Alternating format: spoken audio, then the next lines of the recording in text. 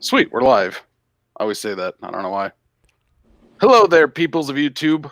I'm the Motorcycle Mick, and today we are back with another Thursday night live stream. And it's gonna be a good one because it's about a topic that many people might think about but don't really understand. Like even me, I'm still learning about this stuff, but it is traveling on your motorcycle. I'm not talking about bebopping around town.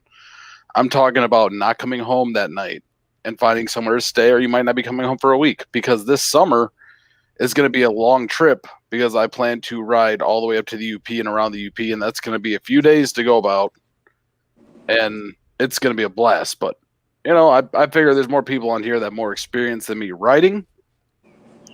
But before I get into that, if you guys haven't seen this week's video, it's actually up right now. It's kind of the new format. It's a longer video, but it's 2 days. It's not just one. You get to see the Heritage get a new exhaust on it. It's got the new badges on there. And then you get to see me take Miss Mick out for a ride on it to see how it feels. And so, with that being said, I would like to say hello to everyone that's in the side chat right now. We got ACW Moto, who is here first, even though he didn't claim it. Who the hell doesn't claim it? Like, I'm here early. You got to put first. You always got to put first. Then we got JC Cycles in here, first to give a thumbs up. Then we got Patrick Hattrick, JC Cycles. Oh, I already said that. Damn, I'm just way out of my mind today. We got Anonymous Biker 2. If you are in the side chat and you guys do have experience with it. Oh, Raymond just showed up too. What's up, Raymond? So if you guys are in the side chat and you do have experience with moto traveling, feel free to comment on this stuff. We're going to start off with a little bit of a parameter and then just kind of build our way out and go with that. Also, if you guys do and you guys have an experience with this and you want to join the panel, we have 3 open spots right now. So feel free to jump in. Oh, and Dave Howard. So feel free to jump in and actually give us your opinion on this. But right now, we're going to start off with moto traveling, and we're going to go with just the weekend trip. We're going to start off easy, something that's just a weekend trip. You're leaving, let's say, Saturday night, or Saturday morning, Friday night, and you're coming back on Sunday. Now, I'm going to go to the I normally travel on my motorcycle sitting in the seat. Once Wigsley posts this video, you'll see that traveling in your seat is optional. But no, so we're gonna start off with that weekend trip. What are some of the stuff that you guys are thinking to take on that motorcycle for just a weekend trip? And where are you going to be staying? What's your option Okay, for? so the assumption is we're not couch surfing with some chick we met on biker or not.com or some bullshit like that, right? Yeah, this isn't Tinder, so this is like you're on your own. Okay. I just want to clarify the parameters here. Definitely socks, underoos, toiletries. Now, I have a lot of medication I have to take, so I would say for me, just kind of the basic stuff, right? Now, when it comes to actually where am I going to sleep, We already know. I'm going to stay at a Hilton or Marriott property. No, No, and it's good you bring that up because you say you're going to stay at a Hilton or Marriott property. How do you secure your bike at night? Yeah, that's a main concern for people. Is that something, do you cover it? Do you have certain locks you bring with you? so I will lock up my saddlebags and I will lock the fork. If so, let me caveat this. If I'm at an event, like a motorcycle event, I actually will not lock my forks because chances are I'm going to be parking in front of someone and I'd much rather them move my bike than risk scratching the shit out of it. So for that, if I'm at like the host hotel at a big motorcycle event, I'm not going to lock up the forks, but I'm going to lock everything else. But outside of that, nothing. I don't keep anything valuable. I don't keep any valuable mounts or anything like that on the bike. So JC Cycle says clothes, money, and insurance. And ACW says only overnight trips I've done has been to visit friends or family, so the book is safe. I want to know what a book is, but no, I'm sure he means bike. Bike is safe. And so you say locking stuff up, no expensive phone mounts. Is this a good idea to actually go on Amazon and find some cheaper mounts if you are gonna? No, Because no, just get all of the really good ones that you have to worry about are going to come with some version of a quick disconnect. You know, it could be if you're a RAM mount fan and you just untwist the little mount that goes onto the bar. I mean, it's easy. But, you know, I have an expensive GoPro mount that's on my handlebars. I take that thing off anytime I'm leaving my bike for more than an hour or two. But I mean, that's what I got. I got that ball. I do And, the same. yeah, I got that ball and cup thing where it's got the ball on there. It's got the thread on the back. You can just pull it off. I mean, I think it's always better to carry a couple extra ones of those with you, in my mind. You know, because they're so cheap. I mean, honestly, it's the same mount for every one of them, and they're cheap enough you can buy the mounts off Amazon. Not the specific device mount itself, but the little cup and ball thing. That makes it worth it, I mean, in my mind. So if someone does happen to steal it for whatever reason, you can just replace. Oh, my God. Okay, hold on, real quick. Dave Howard, where the hell are you going for the weekend? It says hammock, tent, sleeping pad, sleeping bag, clothes, food, water, and cookware. Where's the stove at, I'm gonna throw though? this out there. You can bring a stove too. So when I do my little week long getaways, actually I like that. Play a security team. Yeah, and with No, the I amount have, he drops on basically, super like, chats, all- I believe it.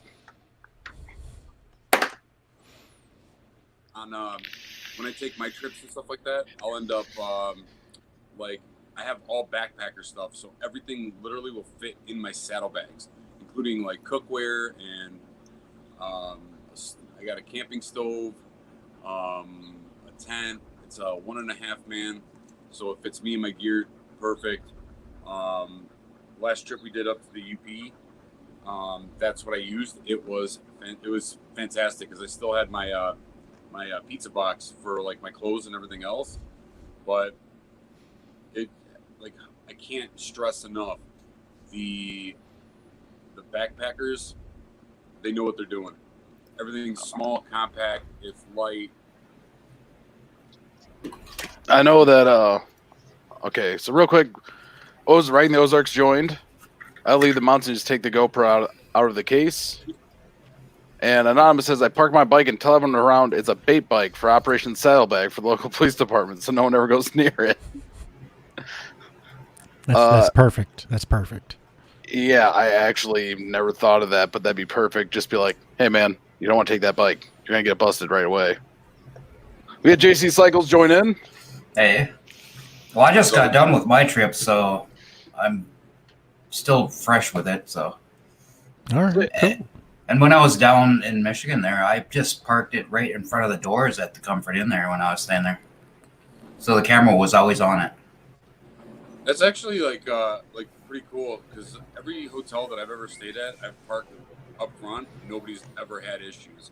In fact, when I went on a run in Toronto, and stayed at a hotel there, they basically told me like, don't park your bike over there, just park it up front.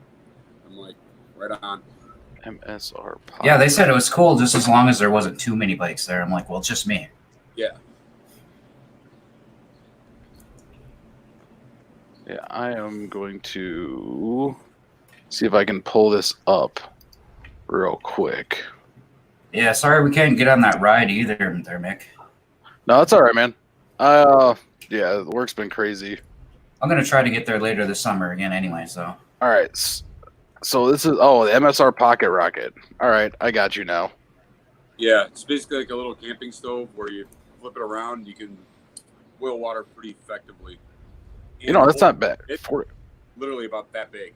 $44, that's not bad. But yeah, I don't even have that. I just get the sternos, and then you have like the metal mesh thing, and then you put a cup on top of that. honestly, for me, something I've used. Wow, just get out of here. But something I've done in the past is, when I did Boy Scout camping and all that kind of stuff, is we'd always take like one of those to boil hot water, and then we'd have these things called Mountain House meals. And those things are so good. I mean, they're not cheap. They're like $6, $7, $8 a piece. But all it is, you add the hot water in there, and it actually makes a really, really tasty meal compared to MREs. And I guess that's another option. Yeah, it's like a dehydrated MRE. MREs should never be an option. They should always be an option. No. Kidding me? There should always be an option. It has all the nutrients you need for your day, and then you give them back about 3 hours later. Yeah, the big thing is you got to just check the date on it, make sure it wasn't like expired when during the time of Korea. I jump on that jalapeno trees train. If I'm doing it right. Salisbury steak with pound cake. Dude, they used to have one that was buffalo chicken. It was so good. Shredded buffalo chicken. Put that on. A couple cans of good hearty soup. That actually works out great. So it got to a point where we started just holding on to our Somali brownies and just keeping those for ourselves and giving away the MREs. I mean, it's 8,000 calorie chocolate bar. Those things are so good. You're good for 4 days then. Yeah. Well, I mean, back then, I was probably burning 10 to 15,000 calories a day anyways. Dave Howard says dehydrated meals are fantastic, and then he has to specify non-MRE. Yeah, there's a lot of great dehydrated products out there. I mean, let's not forget beef jerky. I mean, that's an amazing dehydrated product. Yeah, it is. I'm gonna tell you this off the rip. When you're hungry, it doesn't even matter. Just get pulled over with like 6 cans of Campbell's in your saddlebag when they go searching. Oh, what's this for? Hobo. Even these are great on the short, Yeah, Cliff Bars are good. Got fucking Outback's ritzy. He's got a security team, and they says got to cook a 3-course meals. Damn it, I'm out here riding. It's my time. I'm gonna eat like a king because I don't get to do it any time. Oh, and that's kind of the whole thing, right? If you're going out camping and you're going to be just living up that experience, then you kind of want to just have a bunch of steaks or something with you that you can just throw on a cast iron pan or something. On the other side of it, though, I do really like the concept of finding local foods where you're going, like local little restaurants, because they're normally not expensive. And if you can find a good little cafe or something like that, I really like that. It kind of adds to the experience. I'm going to tell you this. So the last trip we took to the UP, we ended up in Copper Everyone Harbor, behave. And what's up, Patrick? What's up, Pat? So we found this really good restaurant in Copper Harbor, and small little dive, and I tell you, it was probably some of the best food ever. And I mean, no cell reception, no internet, nothing up there, but the food was fantastic. Yeah, so I'm with you on checking out those little dives. One thing I will add to that list of things probably to carry with you is a little bit of cash, just because you never know if the place you're going to is going to take card. It might be small enough that they aren't going to be doing that. I think it depends on where you're riding too. Like for me, for anyone right now, if you're riding any major downtown area, you may not want to carry any cash with you because you might get ripped off. But nowadays, I don't know too many places that don't take a credit card. I disagree. There's a lot of places up in the UP that don't take credit card because it's just that far rural. You got to worry. Yeah, you got to worry about having connection and all that stuff to be able to run the cards. And if you don't have and their profit margins are probably pretty slim to begin with, anyways. So paying the fees and all that shit to process cards. I still agree with Mick. It's best to have cash on you, even if you do have your card. That's just a smart way to travel. It's to have at least something just in case. Even if it's in your saddlebags or your trunk or whatever. Dave says, has any of you guys ever been to a little town called Curtis in the UP? Okay, real quick for the UP, for those that don't know, it's the Upper Peninsula. So there's Michigan and then there's the UP. And this is really up north. This is lower Michigan up north. Actually, theoretically, we're the lower half of Michigan. To people that live consistently in the UP, we're called trolls. And we just call them Canadians. Anyways, for the most part. Hey man, I got family up there. Once again, I call everyone that's north of the Red River Canadians. So it's on South Manistee Lake. I have not been there, but I'm sure we're going to check that out. I'll add that to the list of little destinations. ACW says cash is king in my opinion. And then Anonymous is back with he only travels with unmarked 100s, 1 pound max. You know you're a drug dealer when you're measuring your money in weight. Yeah, just remember this, okay? Just Make chuck sure that 1 pound is completely together, and not like separate in different areas of your bike. That way you can't get busted for intent to deliver. So Outback says never take cash with me. Just check the ATM on the trailer. And you know what? Next time Johnny comes to visit, we'll have a trailer to chuck shit on. accurate, but dick. I never said it was a. Hey, I never said trailing your bike is a bad thing. I know they like to give you shit for it, but why put all those? Like, I know there's an experience to it, but why put endless miles on your bike and be worn out when you have a big ride the next day? Oh, Mick, a heads up. You said you wanted to go over the Mackinac? Well, they're always doing maintenance on that, so you're going to be going over the graded part, and that makes your bike a little squirrely. So, Oh, I know. Kind of like, No, I haven't taken the Heritage across it, and I mean I've been across the Mackinac Bridge a few times. But the Heritage, I'm excited to take up there and across that. But I already know it's fun but scary too at the same time because you're like, oh, I'm gonna look down. No, I shouldn't have done that. You don't have to, I didn't have time to look down. I'm just like, yeah. It is officially. What's his name? Oh, I'm trying to remember. Hold on, I got this.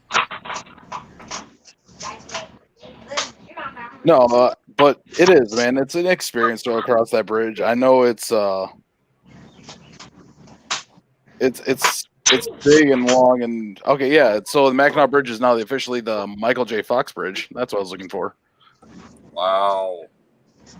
It's never too soon for that. But maybe if he went back to the future, he wouldn't have Parkinson's. Anyways, is he talking? Because I can't hear him. Ooh. Talking about me? I don't think that's how it works, buddy. Going back in time. A lot of ACW says a lot of the places I ride to, like parks and such, only take cash to get in. Yeah, I know that in Michigan you do have to have a parks pass to get into the national parks or the state parks.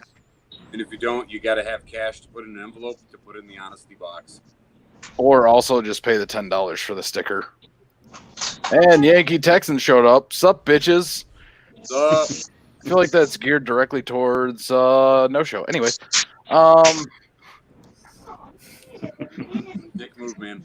no, but it is. And it's one of those things like you just got back from your trip, and cash is good to have on you, and especially everywhere. But now getting past. I'm going to throw this out there. And then you may want to call it old school, but if I go on a trip, I always carry a whiskey bottle, like an old-fashioned glass JD bottle. And it's got enough gas in there to get me to the next gas station. Well, if you didn't have an 88 Evo, that wouldn't be an issue. We're putting a Milwaukee 8 in your Road King. We're gonna swap it. Why? Because why not? Oh wait, Raymond H. Later, fellas, got to clock in. Thanks for stopping by, Raymond. I live in Oklahoma. I'll have to see if they have that. Live. I don't know. Lots of graded bridges in Tampa, Florida. There was an early February before the world shut down. There might be a lot of graded bridges there, but I don't think many of them are 485 feet high. And I think that's what gets you is the And they're width. what? How long is it? 6 miles long. Yeah, that's 6 miles is a long time to be on a squirrely grade. And I think those grades are 4 miles, if I remember correctly. And he gets it. He gets it right there. I always take a bog roll. Doesn't matter where I go. The TP is on me. You can sell these days. Yes, the good old fashioned barter system. I just took hand wipes with me, and a lot of them. We bought at the beginning of all this shit that happened. We bought a bunch of toilet paper just because, like, it wasn't like a bunch of it just as out of instinct. It was just because we were worried about actually having access to it, and because of all the idiots. Because like we're like 3 days after everyone's like they're buying toilet paper out the asshole. No pun intended. But so we did that, and we just ran out after 3 months. But yeah, like carrying that on there is always good to have toilet paper on you.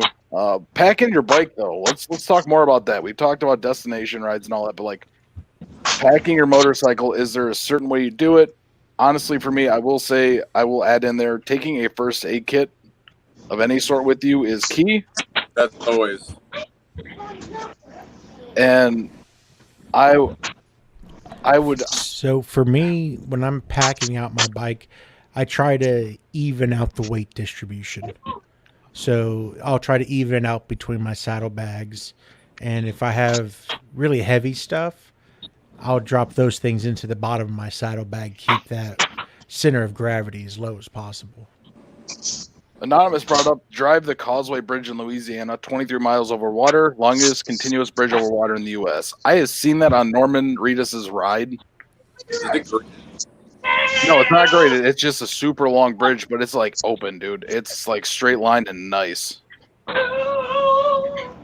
They don't factor in the Mackinac is unparalleled. The mighty Mac. But bugger that, Anonymous. Take a fucking boat.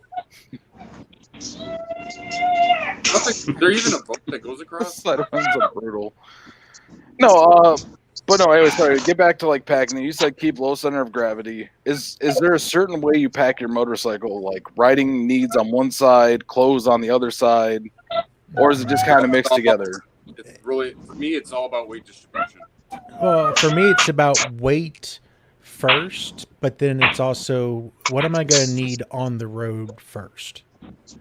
So I personally don't carry like a normal wallet or anything. So I keep all of that stuff right on top, usually in my tour pack.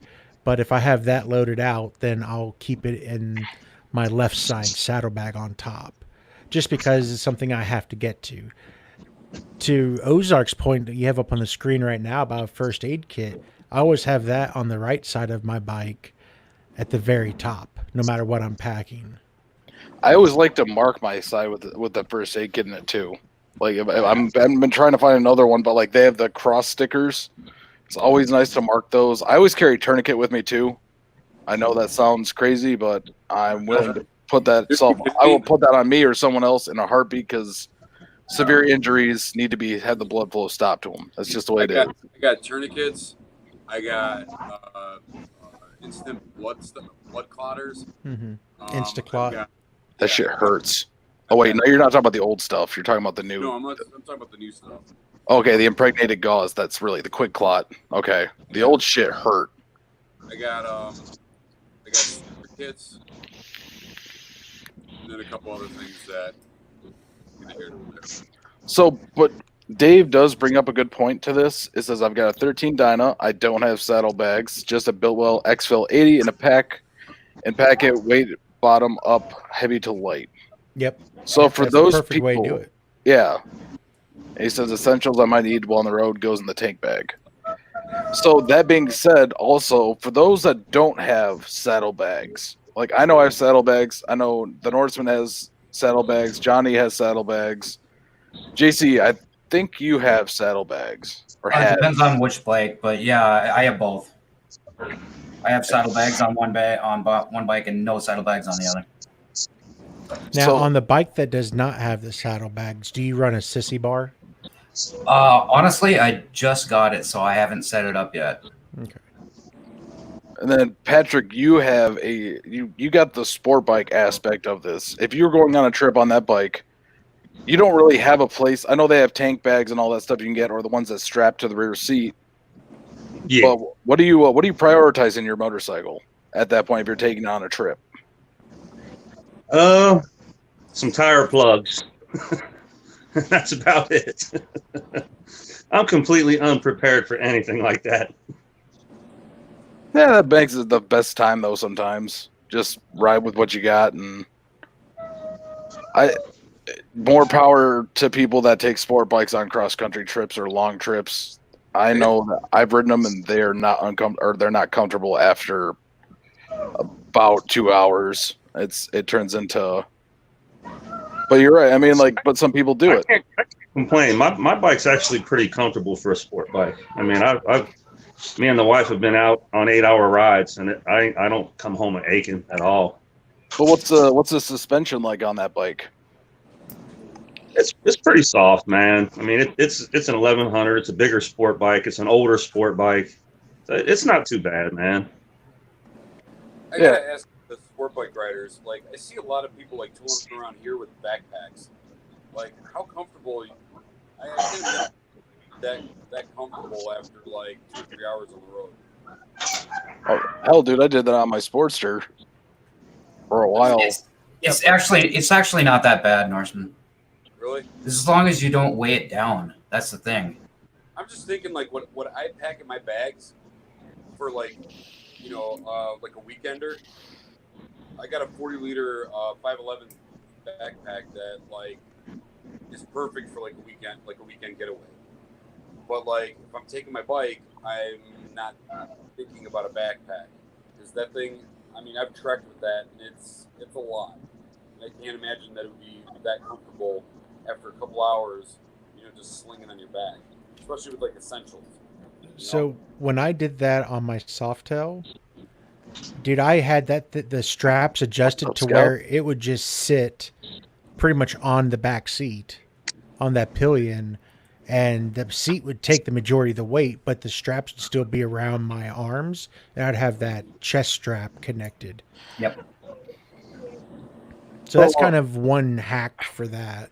That's what I did. I took a backpack and used paracord to create a system to hook it to the sissy bar on the Sportsters. Eventually, what happened? And I'm literally picturing a lot of like pulleys and snatch blocks and some other stuff. I will say the one thing I do like over like a tour pack is having like So the Norseman just gave me this Saddleman bag that's just it's massive. It's kind of like having a little tour pack. But or I guess a full-size one. But the one thing I do like about that is if you have all your valuables and stuff in it, it's something you can just pull off the bike and carry inside with you. All your clothes. The one thing I don't like about tour packs is being the way they are is like no one's going to detach their tour pack and carry it inside. Well, why would you? Well, with me, I just have everything in a backpack in the tour pack, so I can just grab the backpack, take it in. Then I got the saddle bag, so I just pull my saddle bags out of it and take those in too. Yeah, that's pretty much what I got. But I can tell you this: that Saddleman bag that I gave you, I actually had that when I was traveling around with my Rigid. And I'm going to tell you this: what I really liked about it, especially that size, if you turn it around on the sissy bar and put it on the back. Well, I didn't have a back seat, so I put it on the back fender. It made an awesome backrest. Yeah, I mean, I do. It really just comes down to if you don't have saddlebags and you're on a cruiser style bike, I would definitely throw a sissy bar on there, even if you only use it just for your touring or your trips, something to latch all of your gear to so it's not on you. That's the one thing I would suggest. I'm going to tell you this. What's up, One Reaper? Sissy bars are absolutely the greatest thing ever, and you'll be amazed what you can actually strap to those. I had a buddy of mine that he's from Tennessee. He owned a bicycle shop down there, so he loves like riding bicycles, right? So he comes to me with his Sportster and asks me to figure out how to pack an actual bicycle on it. And that's what I did. I built him a really tall sissy bar with a front wheel lock on it, and then locked the rear wheel into the fender. And it worked out great. It looked a little awkward, but it was fun. Well, I don't remember who has it, but there's some company out there that makes a rack so that you can carry a set of golf clubs with you. That's not Rick Rack, is it? Say again? Is that Rick Rack? I don't think so. I think I saw this. It's been out for years Oh, before Rick Rack was around, I believe. Riding the Ozark says I have a tourniquet, chest seal for a chest puncture, 4x4 pads, and a vest strap. It's what I use for most when I have to use the first aid kit. I think that's a good thing too, is if you do have a tank bag, which I do think there are benefits of tank bags. You know, actually having that in there, it's one of those things where it gives you quick access to essential things that you have. Like if you want to put your wallet in there, your phone, or anything like that, you can slip it in there while you're moving. If it's going to start raining, you want to protect stuff, just stick it in there and good to go. And I'm actually looking for one for the Heritage, but I don't know where I'd want to go with. And see, for me, I'm lucky because I have the Road Glide. So I have the 2 little glove boxes. So I typically always have my phone and my vape in one of them. And then I control everything from the Apple CarPlay that's on the screen. And then the other one where that charger is, you know, I may run a charger for my GoPro batteries or something else in there. But the setup on the touring bikes, the way that they have the dash that comes all the way down the middle, that makes it to where I can't even use a tank bag. So for me, that tank style renders those useless. I've noticed that too. See, the one thing I'm looking forward to is, like with the Heritage, is now that I cleaned up that exhaust area, I can put like the Harley hard bags on it. I do have to get the mounting kit for it if I want to do that. I don't know if I'm going to do that or not. I mean, I can see the added benefits to it, but I know a place where you can enter for your chance to win a set. go of ahead. Stretched Harley saddlebags. It's a good cause. Plug your cause. Go ahead. Project Clean Slate. We are in the final days of people having an opportunity to win. So if they go to betweentwowheels.com, the 2 is spelled out TWO, click on the Project Clean Slate and go donate. What we're doing, every dime we raise goes to this cause. And we plan on acquiring a Harley Davidson touring bike. We're hoping for a 2014 or newer Road King. Customize the ever-living hell out of it, and then give it away to a recently separated veteran. What you can also do is buy a 2018 Heritage for the same price and customize it with that same brand that you know and still have a badass bike. But I'd still be using a Softail frame. And for this particular build, I want to use a touring frame. No, There is a build that I want to do that's going to be a trike that will probably be based off the Softail front frame. why don't you just buy the what do they call it? It's the new trike. It's a Softail trike basically. No, I want to build it. Dave Howard says, I modified a Harley bar to fit my Honda Shadow before I got my Dyna. I don't think I'll ever bike without one.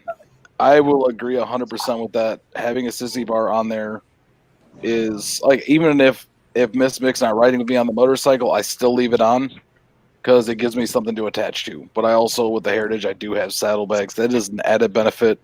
And if you are looking for saddlebags, along with companies like Advan Black, you get things like Saddleman's just got the easy throw over ones you can put on your bike. You know, just a set of throw over saddlebags gives you a little extra storage. They're not super expensive, But you get what you pay for. Remember do. that. Well, no, I will say it's going to add storage, but they are not going to be a hard bag like a traditional Harley. But it's also something, if you like that clean bike riding around town, it's very good because then you can just throw them on there when you're going on a longer trip. You could always go for those Viking bags. Those are hard bags. Viking can suck my balls. Anyways, I'm not really a fan of Viking. Their quality, from what I've seen, What do you got against Vikings? I have just seen I would quality issues with answer the that products. question cautiously. Why is that? A little green tab underneath my picture. Oh no, I have nothing against Viking people. The company from, was it Minnesota? Viking bags. Yeah, Viking bags. Uh-oh. I'm gonna see someone. I'll be 24-year vet in 18 months. Lol. Just don't tell my wife. Hey, you know what? We forgot one important detail about packing our bags. How many of you carry tools? Hold on, real quick. Like, That's what my one whole saddlebag is dedicated to: oil, manuals, tools. I'm gonna tell you this, and when Johnny mentioned stretch saddlebags, that's when it dawned on me. All my tools are actually in the stretched part of the saddlebag. I would say I have a tool roll that the mechanical side of the tools, those sit on my left side, and the just the random little bits and pieces that sits on the right side in that gap. So it's perfect for it. yeah, he's got a street glide. He's got a large bag for multi-night trips from riding the Ozarks. And Wind Reaper, who's also from Michigan. The sissy bars are expensive for what they are. I really want one, but I have a time dropping the coin on one. Now, what do you consider expensive, and what bike are you putting that on? Is the question, because there's plenty of like a sissy bar. If it's just for specifically going on just your bike and you're not having any passengers, you don't need to go with a super expensive one that's got a pad and everything like that. Just buy the bar itself. My Sportster has just the bar itself. Here's what you do. Even if you don't like chrome, go buy the cheapest chrome base you can find. Go buy the cheapest bar top that you like, that you can find. Take it to a powder coater, have them sandblast all the garbage off of there, and then have them powder coat it. You'll have, in essence, the exact same thing that Harley's sending you. Yeah, I mean, and Scout says, I love my sissy bar sets the bike off. It's not the big flame wheels that sets the bike off or the flame decals on it. I mean, that bike looks nice, but I feel like the flame wheels are pretty dope. He's got like these three spoke flame wheels, mag wheels. Dave says the X-Trail has its own tool section on it, so they all go in there. Done. And just for luck, or not for hanging shit from. No, I think that people often overspend on sissy bars. If you are going to have a passenger, you do want to go with the more higher quality part. But and I say that quality wise as in the materials used to make it, not the coating that's on it. Well, you And could so- always I do what John did. Dad and Mad. He went to a fabricator guy that he knows and had it made for his bike. I used to fabricate. I can make them for $60. Yeah, it's like super cheap. It's nothing. You can do it out of round stock. You can do it out of square stock, and literally all you're doing is bending it on a hostel. No, and I think that's a very essential part of a motorcycle when you're traveling. And now that we're kind of getting away from being around town, let's go on the longer trips, because I know a lot of people this year are going to be traveling to Sturgis. They're going to be traveling to big moto events. I know there's a lot of people that travel out of state for, like I said, Sturgis, or down in Texas. What is that called? Lone Star or Yeah, Republic Lone of Star. Texas. Yeah, Lone Star.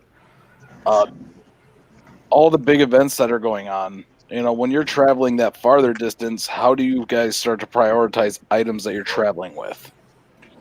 Needs versus wants. Yeah. Realistically, packing for a trip it's a mindset. Because here's the thing. I go up north on the regular with my girl, and I pack everything I need literally into one bag. And well, making sure she's not there. She packs like we're moving out. And see, for us, we always take a chase vehicle on any big trip. So it's usually myself or Ken's wife or Justin's wife who's driving. And if the two of them are driving, then my wife and I are typically riding. But we still have the truck and we have the trailer. So we pack up that truck with everything. I tell you what, as a content creator traveling, it sucks. You know, think about traveling with Justin, all the camera gear, the drone gear, and then if there's anything that we have to do any type All right, of Gus. product placement or any of that shit. See you later, mate. No, Yeah, it's one of those things where your travel Thanks. drastically shifts. I want to say real quick, thanks for stopping by, Scouts. Appreciate it, mate. Hopefully after dinner you stop by again.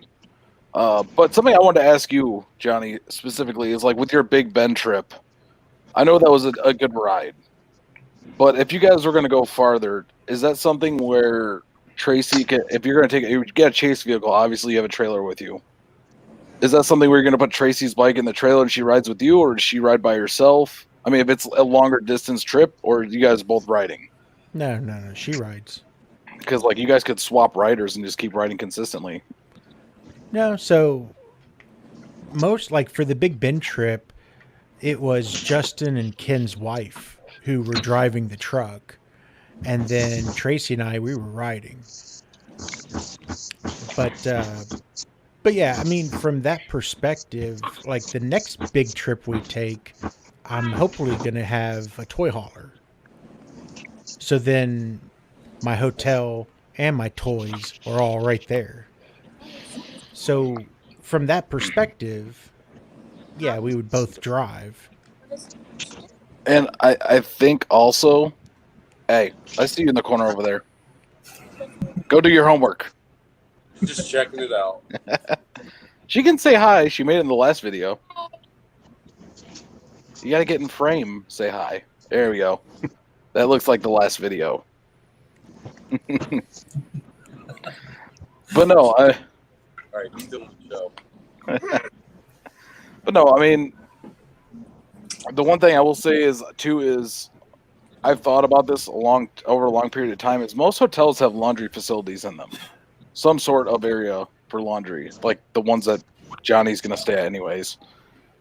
But also, if you're gonna stay at a cheaper hotel or a motel or something like that, and they don't have those laundry facilities, I think something to carry with you is like a roll of quarters. Because if you're gonna stay at a hotel and there's a laundromat nearby or something like that, if you're gonna take, you're gonna be gone for 3 weeks, let's say, you take 5 days worth of clothes and you can go to the laundromat, pop in some quarters, and wash your clothes. You don't have to carry as much with you.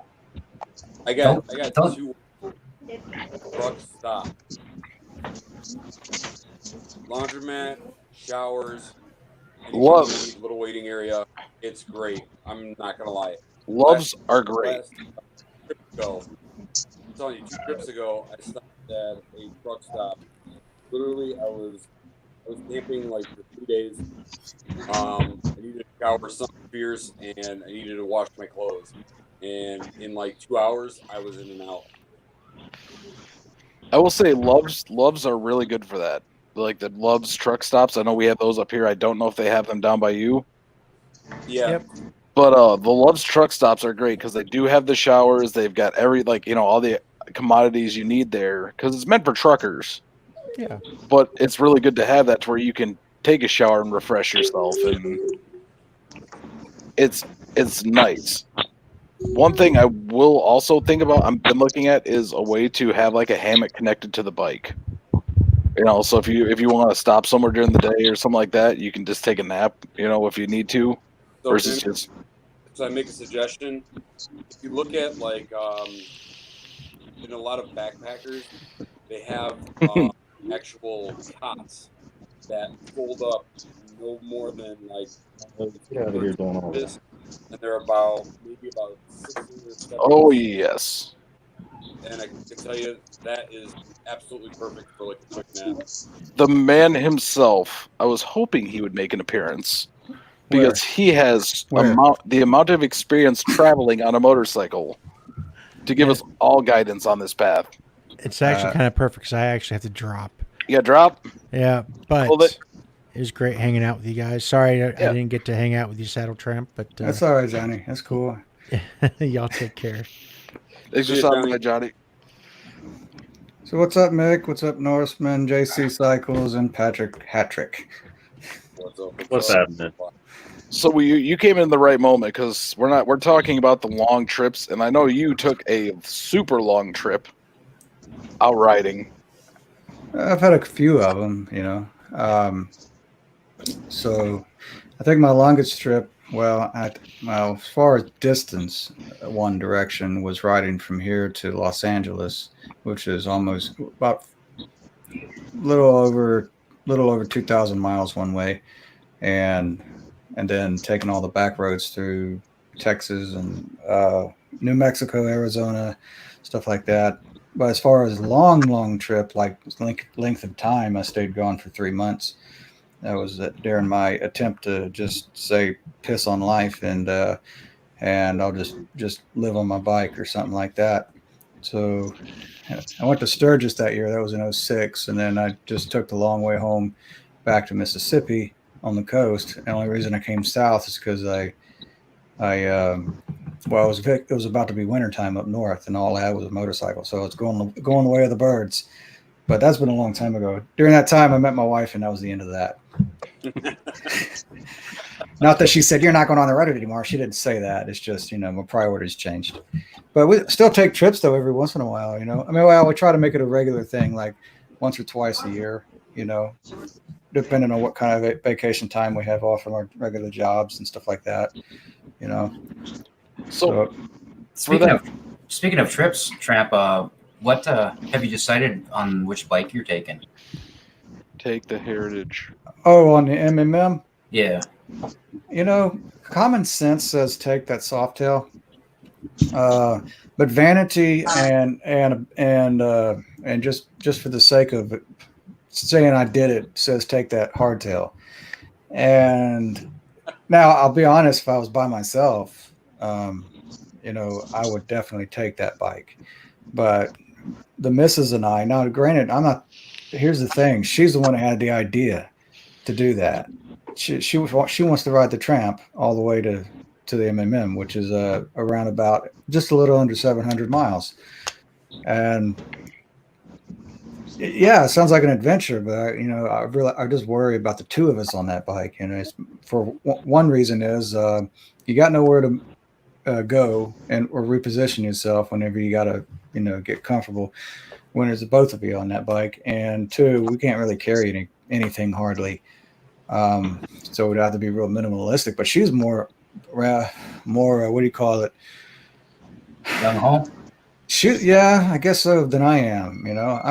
I'm thinking about her more than me, in that respect. So I don't know. We'll see what happens. I sure would like to ride that thing, but golly, that 1,400 miles on that thing, man. I don't know. I'm sure it could be done. Just it's just when it comes to bikes like that, comfort really isn't a word. But discomfort really isn't a word either, even though there's times in you're not comfortable, but it's more doable is the word I'm looking for, and if there's any comfort to it, then that's just a cherry on top. But I'm not trying to be uncomfortable, but anyway, I can talk forever about that, talk in circles. But to answer your question, we might take the Tramp, but we'll probably decide at the last second. No, I'm not doing that. Let's get on this Softail, But it was really just to see everybody again. Really, I just like to see everyone again. Yeah, I had a blast last year. Yeah, it was pretty cool. I've already got a route planned out of how to get there. Try to avoid the interstates as much as possible. So that's always an adventure, seeing new roads, seeing new places I haven't seen before on two wheels, and it's even more fun when I do it on the Tramp. But anyway, that's another story. Well, you know what? That ties in actually perfectly, because you have experience on long trips on two different kinds of bikes, especially one that has the saddlebags, one that's less equipped. Yeah. And for those people that we got into the long aspect of the trips, where it's a long trip, you're going out for at least a week, if not longer, and being the one person that's really done that. What do you say for when you're packing your bike? What are you putting on there? What's the things that you're taking with you? Well, for sure, only take things that you're going to have. you know. Tools? But yeah, well, tools. Yeah, that's a well. I don't know. It depends on what you're riding. If you're me, you bring tools because I got bikes that require tools. Not that there's some bikes that don't require tools. It's just that there's a lot. A lot of your newer bikes are less. We call it a little bit more low maintenance than what I've got. So I need tools. But the essentials. Like change of clothes, but be minimalistic about it. Plan on wearing the same thing more than once. Before you wash it. That's what I do. When I'm going on a long trip, I definitely take clothing that is that basically whatever weather I find myself in. I've got an accommodation. Because when I went to California, I went through all kinds of different altitude changes, saw all kinds of weather. What the strange thing was, I never saw any rain. That was amazing. And I mean, one day we're in the desert, so now we're dressed for comfort, because you don't want to be wearing too many clothes in the desert because you'll smother. And then the next day, I see snow. I was like, okay, now we're too cold, But we had enough clothing, we had enough gear to accommodate us without being too overpacked and stuff like that. I always bring extra things like maybe a bottle of oil too, because on those long trips my stuff will consume or maybe lose a little bit, but not much. But you may come into a situation where you need to add a little bit here and there. Just basically, it depends on what you're riding, where you're going, how long you're going to be gone, where you go. I already said where you're going. Anyway, and what's relative to you and what you got. That should dictate to you what you need to take with you. Let's say Roomweaver said 200 miles on the Sporty today, and my tailbone is still numb. I didn't realize I was going to have to recondition my tailbone every season. That is one of the requirements of owning a Sportster. I know that feeling. It's not fun. Yeah. I love my Sportster, but since I got spoiled with my Heritage, it's more of an around town bike now, and the Heritage is the one I take for distance. What year model Heritage? Is it a new one? Yeah, I got an 18. Okay, yeah, those are nice. Yeah, it's super comfortable over long rides. I just put a new Saddleman Explorer G-Tech seat on it. Mm-hmm. So it's like riding on a memory foam bed the whole time. The suspension and that seat together really are comfortable. And that new rolling chassis of Harley's, for the big twins is so far more superior than what they've had before. They handle better. They're lighter in weight. They just ride better. Because when I had the chance to ride the new bikes, the Heritage and the Lowrider S, I was really taken back at how well they handled and how comfortable they were. That they had the agility of a Sportster, or what I was used to as a Sportster, but yet at the same time the comfort and the performance of a big bike. Yeah, I noticed that with the Heritage, that the lean angle on it is, in the way it acts, is just like my Sportster, and it's a lot bigger. And it was weird to me at first because I thought I was going to have to adjust to it, and it was a couple hours, and I was used to the way it rode. And that's in the windshield. I will say, for long rides, I can only assume a windshield helps you a lot. Oh yeah, definitely. I've actually done long trips with a windshield, and I've done them without it. That time when I was riding for 3 months, I didn't have a windshield, but at the time I was 28 years old. Now I guess with age you kind of want to be more comfortable. But to me, a windshield is very helpful. That is, if you got some tall handlebars, like maybe 12-inch mini apes or something like that, because there you have another spot to pack stuff. That's one reason on that Softail, I changed the handlebars so that I could put something between the handlebars and the windshield. And if I have to, I can actually strap stuff on the other side of the handlebars, because that's what I did when I went to California. So in that respect, really, you can pack more stuff on a Heritage like that than you can pack on a bagger, because you can't utilize a bagger like that. Yeah, I saw. Sorry Sorry, what was funny is with the windshield, I used to have a windshield on my rigid, and I used to carry a China marker with me just to write down the directions on the corner of the windshield. Yeah, I've done that before too. Yeah. Especially going into big metropolitan areas you've never been before, and you can't remember what exit. So yeah, I got that's pretty cool. That brings up another big thing is GPS. I think that in the modern day world is probably going to be very helpful Mm-hmm.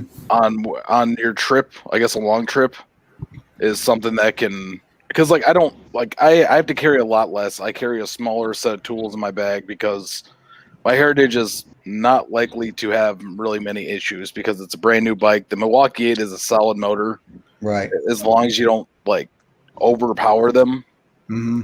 And that's I'm sitting at the edge because I told the Norseman this earlier, and Johnny, I got permission to put a cam in that bike, and it's already a 114, and that 2-in-1 pipe and the tuner and the intake on it already make it super powerful.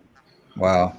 But I'm worried about fuel mileage. Like I know that's weird, and I guess it's not weird to think about, but like fuel mileage on a bike, and if I'm going to take longer trips, I don't want to put something in there that's going to suck my fuel down where I got to worry about fuel stops as much. You know what's interesting? How do I say it? I doubt you're going to have that much of a big difference. Believe it or not, when I had that 103 twin cam, that Heritage Softail that I had, it actually did better on the interstate as far as fuel mileage than the Softail I have now. And that's just because of how it's geared. The Softail I have now, it revs higher at higher speeds. It's an Evo. The gearing was different in the primary. But the bigger engine displacement, you got your gear ratio is going to be different in your primaries, and so your RPMs are going to be lower, and you're not going to use as much fuel. Well, that's the thing with the older bikes too. I noticed on my trip is having that 6th speed would come in handy.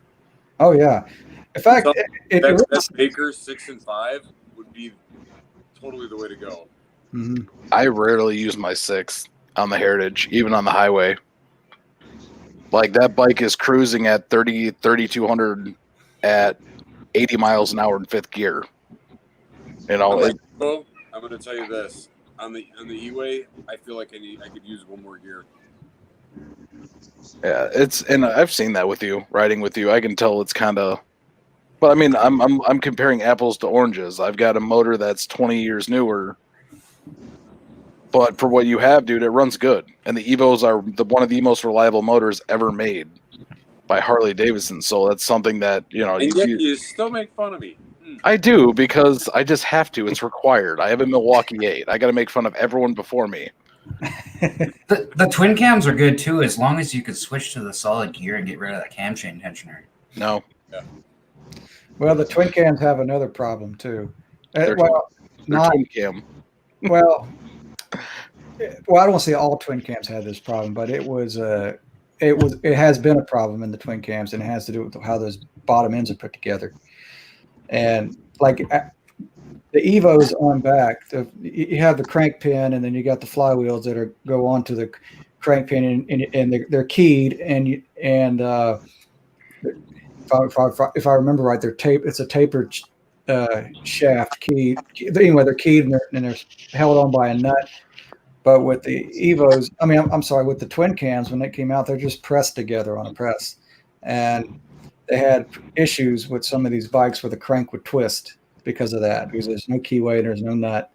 But that's probably people who are actually treating it like it's the motor that it is, wanting more power and probably twisting the throttle. I don't know. I put over 100,000 miles on a twin cam and never had that issue. But it depends on how you ride. Yeah, probably. Dave says I wear a full face helmet and I have a short shield. It blocks the wind just enough so I don't feel like my head's gonna get ripped off when I look over my shoulder. He also says he's got a Rockform mount for his GPS. Then Wind Reaper's back with the Sportster stuff, saying took my bike for his first big trip without a windshield today. I loved it, but I feel like I got my ass kicked in a bar fight. That is what happens on the Sportsters, dude. Like literally, I come home off the Heritage, I'm like all happy, excited. I come off the bike, that Sportster for the day, and I'm taking a nap.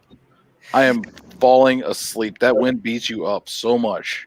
When I was on the tramp I think it was last year. Yeah, two springs ago, I rode that thing to Central Texas, 650 miles one way to a chopper show. And when I finally made it to New Braunfels and I got off that bike, I felt like I had been in a kung fu fight the last 2 days. But yeah, I could see that. I could see that with a Sportster too, a regular Sportster with shocks. But anyway, but I'm just relating to that. No, and I will say, when I had my rigid, it was the same thing. I mean, you go for like, 300-400 mile ride, and by the time you're all said and done, it's like you just feel beat. Right. Well, it's interesting too is that when I was riding that thing, it was a character build. When I'm like halfway between where I live and the hill country in Texas, what am I going to do? Like I'm uncomfortable here. This hurts, that hurts. It got so common to where it became nothing more than just background noise, and I didn't notice it anymore. Yeah. And you kind of have to discipline yourself like that. It's funny too. It's just kind of like a psychological thing too. When the time when I'm noticed I'm the most uncomfortable is when I'm almost to my destination. So, but when I know I'm not anywhere near that, it all becomes background noise until I'm almost there. That's kind of funny. No, but it's true though. now, type of windshield though. I don't know what kind of windshield y'all have all dealt with. I, on my Heritage, have the flare-up windshield on it. I know I've been kind of looking at a different brand because I bought when I bought my Heritage, they did not make windshields for that bike. So I actually had to send mine off to get actually formed and made. And that's the first tinted windshield, I guess the second windshield they made for the bike, but the first tinted one they made by Freedom Shields. And I've noticed now that the windshield wasn't made perfect, so I kind of get a little bit of not like speed wobble, but I can feel the wind hitting the windshield the wrong way. You mean like a side wind or something? No, like just going straight down the road, I can feel like the pressure on it is just a little weird, so it does this. Like it makes me feel like that. So on my road king, I got that same exact scenario where, you know how like last year I ended up pulling the fairing off and just rode the Road King as the apes and everything else. And I can tell you, like, other than the wind in my chest, that bike rode so much better without the wind. And then when I threw the wind sail back on it, it's back to when you're doing 75, 80 miles an hour, you get like almost like a little bit of a walk. Yeah, and it bothers me. I know there's a company I've been talking to that, so I know there's a difference between the tinted windshields and the dark smoke windshields. I really like the dark smoke, but also this company does not make one yet for my bike. So I was considering being like, hey, I just get the one that's tinted because I don't know how much it's gonna like. I know it's stupid, but I like aesthetics of a bike. Like I like the way my bike looks, but also I have to think about in the long run when I'm riding my bike, what's comfortable, what's gonna be good, What's functional? Yeah, and I know that Freedom Shields is kind of hit its end because when I mounted it on there, the bracket fit, but it didn't fit the way it should, and so that's why I'm trying to figure out which way I want to go. And the company that makes it is a very well-known good brand, so I'm kind of leaning towards it and wondering if they could paint the bottom of it to match the bike. But I'm not really a fan of that feeling, and that's why I love having my windshield, but also that's something to be fearful of. I guess not fearful, but just cognizant of when you're riding is make sure when you get the windshield for your bike, it's mounted the right way, because otherwise you're not. That's one of the big things is when you're mounting anything on your bike, especially in the front end in the form of like wind deflection, or like Road Kings came with those lower fork kind of like airfoils, if you will. It's like anything that you bolt on the front end of that is going to change the way it rides, and that's something you gotta either come to peace with or understand before you go ahead and do it, because your reward isn't worth the risk per se if you're not comfortable with that situation. One Reaper says, Memphis Slim, I love it. I can take it off in seconds and pop it back on just as quick. And that's from Memphis Shades. Which, unfortunately, they do not make a windshield for my motorcycle yet. Either. But the company I'm talking to is not. But I really, I'm thinking about functionality, and also something I'm worried about is the more power I keep adding to my bike, is I drag race my bike, and I don't want that feeling when I'm at the end of the drag strip going 100 miles an hour to lose my shit. But anyways, yeah, we got I don't know, we little tangents. But yeah, so when you're going on your bike and like with your experience with both aspects of it, I mean, like you said, your debate between taking the Tramp and that Softail you have, if you were to take the Softail, how is that going to pack differently than you would the Tramp? Oh, the Tramp doesn't have any saddlebags for one, and it's just not conducive to have them on that bike. It's just not built to where you can't put a set of bags on that bike and not have them get chewed up from either chain on one side or on the brake rotor on the other side. It's not set up like a regular motorcycle where you can put saddlebag guards on it, and it doesn't have much of a rear fender, so it's not like I can really strap a sissy bar bag to the back of the sissy bar. And on top of that, that's where my tail light and license plate is too. So could you put throw-on saddlebags over her back seat and just adjust the height so they're not hanging as low? I might be able to experiment like that. Plus, it just won't look cool. I'm just kidding, but I had my rigid. I had those what they refer to as like swing arm bags. They're just like triangular shaped, fit perfectly right there. yeah, I only had it on the one side because, like you, I had my license plate, my brake light on the other. I actually have a saddlebag. Well, that I converted into like the swing arm style bag, and it's actually strapped to the frame itself, just like a regular swing arm bag. But that's the only bag I have on there. Like I said, when I'm by myself, I got the whole back seat where I can just do the traditional strap a sea bag to there with it, with all the stuff that you need. But we do have a duffel bag we can probably strap to the handlebars, and it'll look kind of cattywampus. But what was the question again? Where were we going with this? Yeah, I forgot what the initial question was. No, like packing the Softail versus the Tramp. Oh yeah. I mean, like if you were to take your bike out, like if you were to take one bike in your mind at right now, you're to jump on the bike and go. You had 20 minutes to pack the motorcycle. Yeah, the Softail has, like I said, it's set up with saddlebags. It's meant to have them, and it's got that luggage rack that bolts to the back of the sissy bar. It's got the windshield with the tall bars. I can stuff more stuff there. So I mean, we've taken that bike on a road trip before. We went to the MMM last year, and it did great. It's just riding think about two people on a hardtail Sportster with hardly any room to carry anything on a 1,400 plus mile round trip or something like that is kind of. The movie Easy Rider. Yeah, I seen that. That was Hollywood. No. Actually, they really did that. Yeah, they actually really did ride from California to New Orleans. But, you just gotta get that football helmet. Oh well. No, I mean, but that's something that big that because a lot of people might have that Sportster they're gonna want to take on a road trip. I've seen people do it.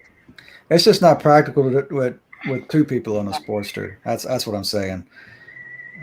I'm not gonna lie, practical with just being the only one on a Sportster. I did a ride from Detroit to Daytona, and that was probably the worst mistake I have ever made. But you got something to talk about too, though, right? Yeah, I also got like a whole lot of spinal problems. Oh golly, yeah, I bet. I don't know how in the world look the other day or last weekend I was riding around on the tramp just to get out and about and did about 80 miles around the block, so to speak. And there came a point where I said to myself, how in the world did I even ride this thing to Texas? Because I got and there's some days where and you can relate to this with these rigid bikes. There's some days that you feel like you can ride around the world, and then there's other days you just after 20 miles you just don't want no more of it. I think that also comes with age. I didn't want to say that. Hey, trust me, I don't want to admit that either. Because I'm 42 years old. Yeah, I'm fixing to be. Up here, I'm still, 21. Right, that's what I keep telling my wife. I said, my problem is I'm about to be. I'm not 22 years old anymore. I'm about to be 42 years old, and I think that's my biggest thing. It's like I heard it said that the leading cause of injuries in old men is that they still think they're young men. I keep telling people I can still party like a rock star. I just can't recover like one. Oh yeah, that's a fact. That's right. So you got to start being nice to yourself after a certain age, but you just don't want to. Oh well. Well, look, guys, I got to get dinner's ready. So anyway, but it's been fun talking to you guys, though. No, I appreciate you stopping by. Yeah. I'm not trying to seem like I've been listening to everything. Just realized made a decision about that windshield that I've been talking to people about, and they have a tinted one that looks really good. And now after talking to you guys and I not wanting to die, I'm like, you know what? I'm just gonna scoot over here and be like, hey. Hey, look, you will be so glad to have a windshield when you do a long trip. In fact, you wouldn't want to do it again without it. No, and if I have the wrong windshield, especially riding to Louisville in September, I'm gonna regret life. Well, the wrong windshield is better than no windshield, actually. So, when you're riding that bike, I know on my Heritage, if I don't have a windshield on and I hit a headwind, I feel like I'm a sail trying to hold on, and that just sucks. But like I said, it's because I'm almost 42. I'm not 22. That's what it is. Well, this windshield also comes with a new front fender for my bike too. Oh, okay. So you get a bonus. The thing I like about windshields is they can stop that shit from whatever the cars are kicking up. Stops hitting you. Well, look, I was really glad when I had to have a windshield when I went to California, because that was my first encounter with the Santa Ana winds, and I hit those head on. I felt like I was in a hurricane. That 103 twin cam acted like an Evo, because Evos are so underpowered compared to a twin cam, they're made for just what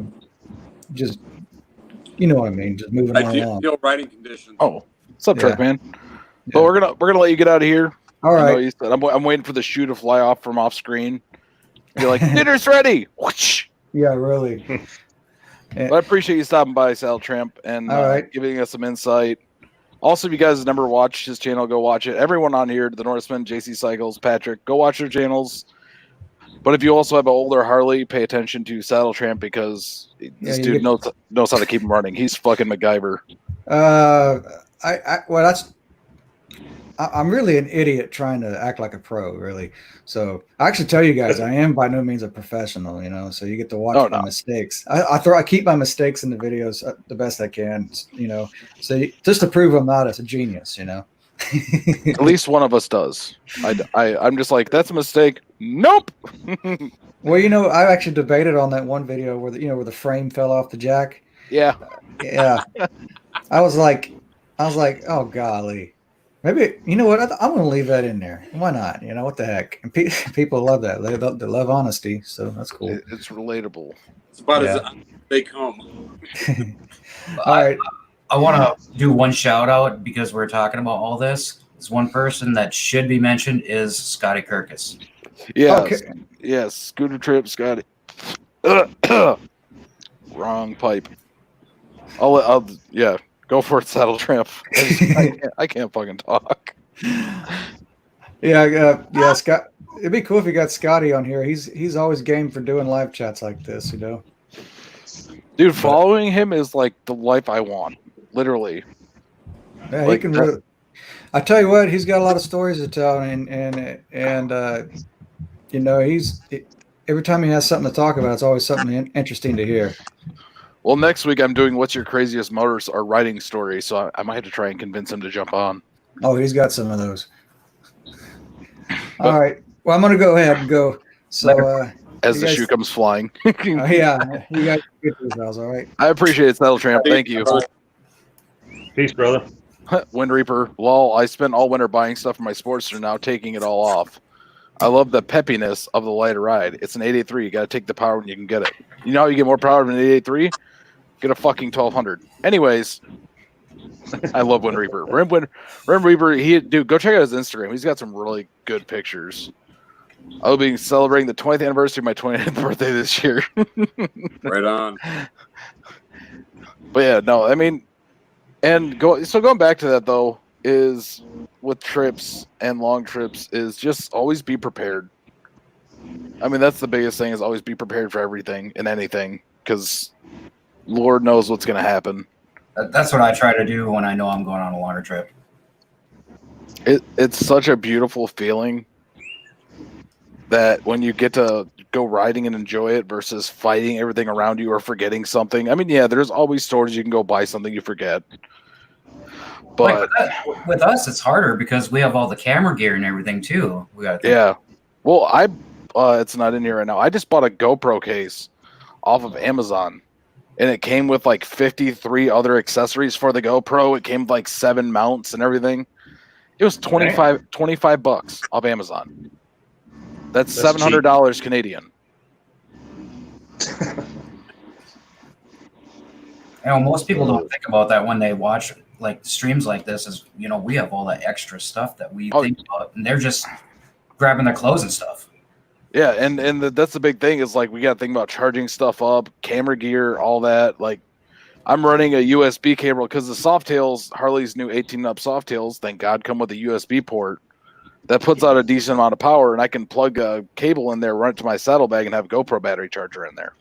You know Just what? going. You know what we can do?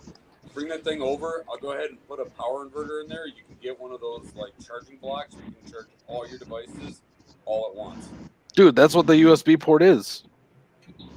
I can get this. One device at one time. No, I can get the splitter for it. What, amp to it? No, actually, that thing. 3.6 amps, my friend. I'm just saying that battery, that charger on the bike will charge my phone up in about 30 minutes. Like, I don't know what they run to it, but I mean, I'm not looking, because if I'm riding, I already have 8 GoPro batteries.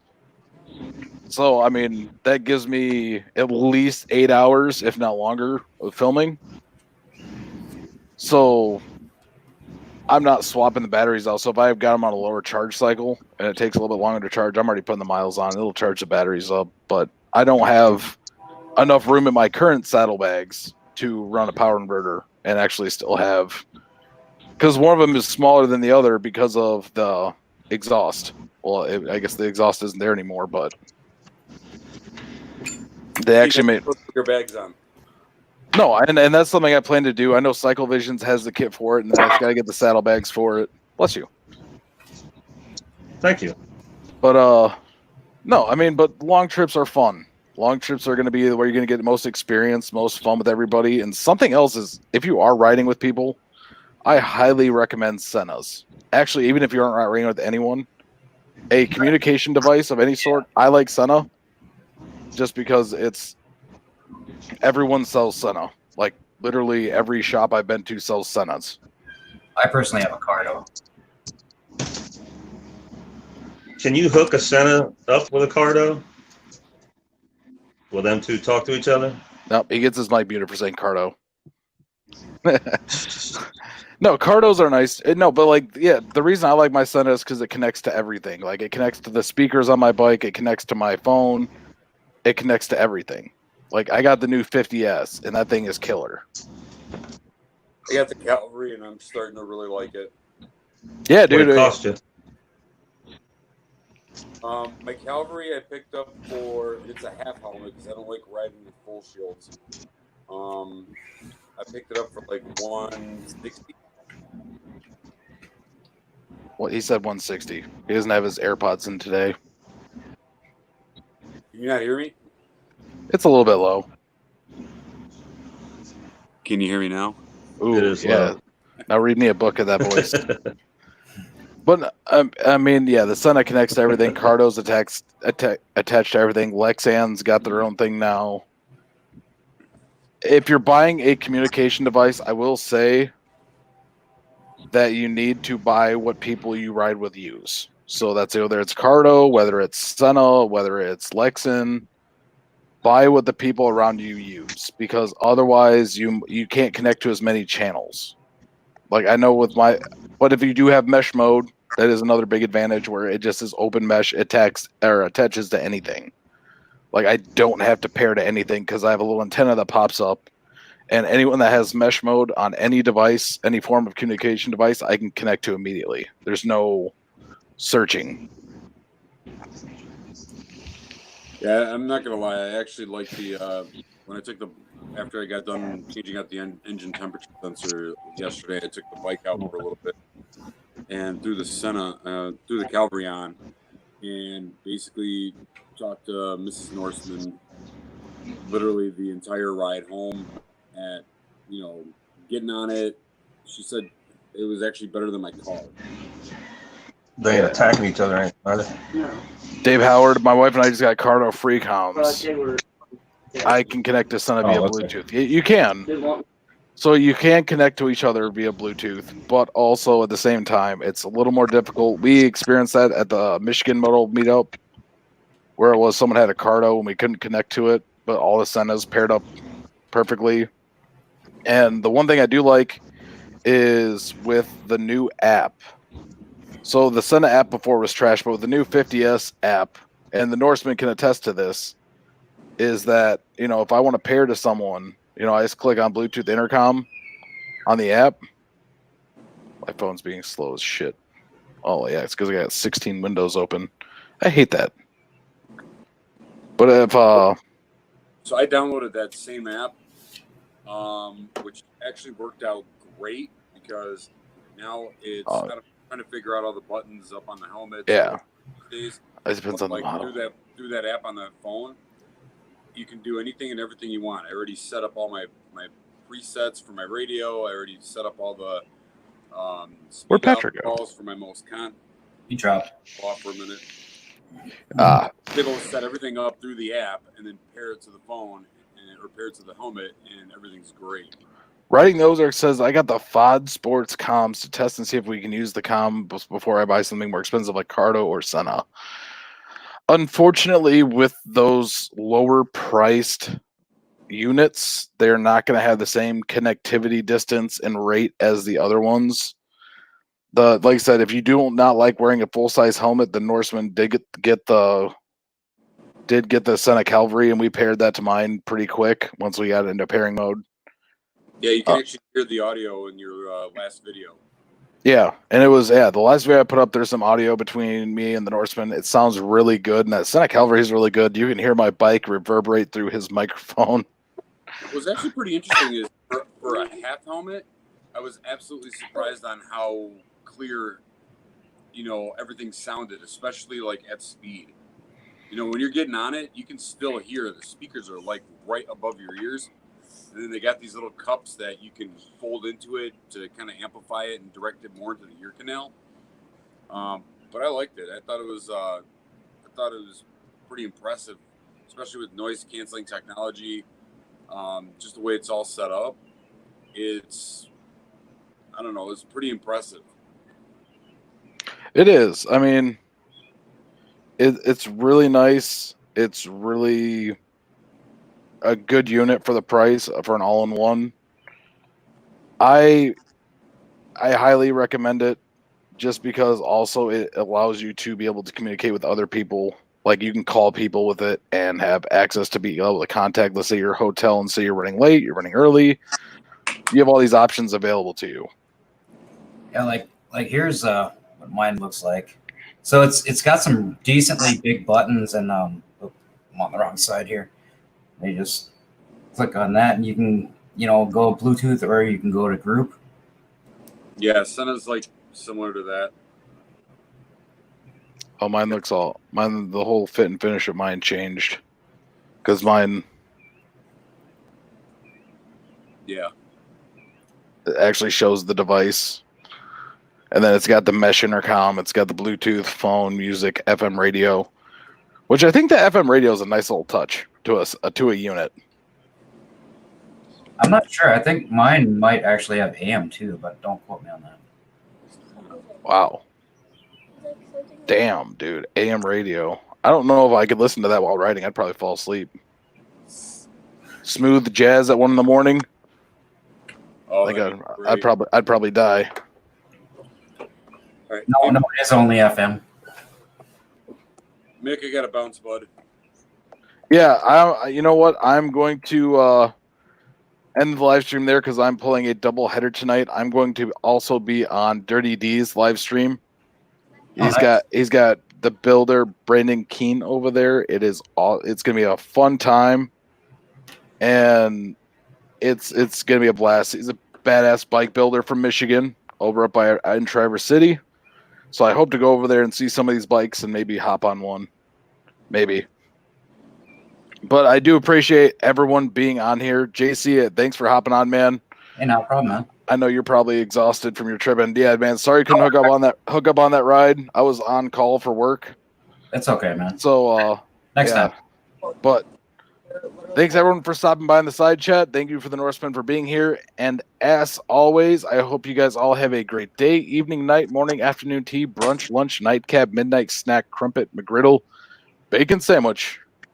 And remember to always ride for freedom. And Detroit represent. And keep your riots safe. Oh yeah. Oh, yeah.